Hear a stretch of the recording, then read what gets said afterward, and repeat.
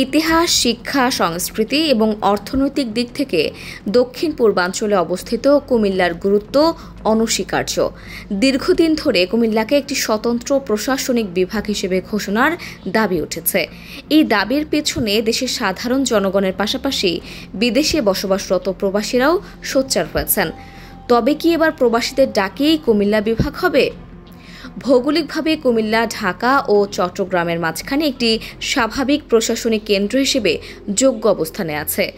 এর মধ্য দিয়ে চলে গেছে ঢাকা চট্টগ্রাম মহাসড়ক ও রেলপথ, যা এই জেলাকে দেশের বাণিজ্য ও প্রশাসনিক ব্যবস্থার জন্য আদর্শ স্থানে পরিণত করেছে।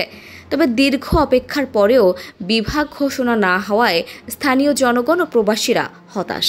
তাদের মতে, বিভাগীয় মর্যাদা পেলে প্রশাসনিক বিকেন্দ্রীকরণ গঠন হলে জনসেবা সহজলভ্য হবে, উন্নয়নের গতি ত্বরান্বিত হবে এবং আঞ্চলিক ভারসাম্য বজায় থাকবে। সম্প্রতি সরকার কুমিল্লা ও ফরিদপুর নামে নতুন দুটি প্রশাসনিক বিভাগ গঠনের প্রাথমিক সিদ্ধান্ত নিয়েছে বলে গণমাধ্যমে খবর প্রকাশিত হয়েছে, যেখানে ব্রাহ্মণবাড়িয়া, কুমিল্লা, চাঁদপুর, ফেনী, লক্ষ্মীপুর ও নোয়াখালী জেলা নিয়ে কুমিল্লা বিভাগ গঠনের প্রস্তাব করা হয়েছে। তবে নোয়াখালী সহ আরও কিছু জেলার পক্ষ থেকে নোয়াখালী বিভাগ গঠনের দাবি ওঠায় কুমিল্লা বিভাগ গঠনের বিষয়টি এখনও চূড়ান্ত হয়নি। কুমিল্লাকে বিভাগ করার দাবিতে যুক্তরাষ্ট্রের মিশিগানের সভা, কুমিল্লা বিভাগ দ্রুত বাস্তবায়নের দাবিতে ইতালির ভ্যানিসে প্রবাসী কুমিল্লাবাসীদের মানববন্ধন সহ মধ্যপ্রাচ্য এবং অন্যান্য দেশগুলোতে প্রবাসীরা সভা সমাবেশ করছেন এবং সামাজিক যোগাযোগ মাধ্যমে প্রচার চালাচ্ছেন। তাদের স্পষ্ট বক্তব্য, তারা শুধু আবেগে নয়, যুক্তির ভিত্তিতেই বলছেন কুমিল্লা বিভাগ হওয়া উচিত। এই অঞ্চলের জনসংখ্যা, অবকাঠামো, শিক্ষা ও স্বাস্থ্য ব্যবস্থা সবকিছু ইতিমধ্যেই একটি পূর্ণাঙ্গ প্রশাসনিক ইউনিটের যোগ্যতা রাখে।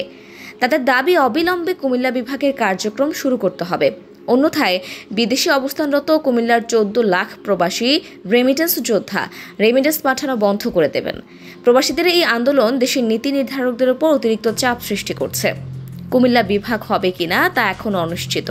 তবে তাদের এক দাবির পেছনে যে ঐক্য, যে আবেগ এবং যুক্তি রয়েছে তা উপেক্ষা করা সহজ নয়।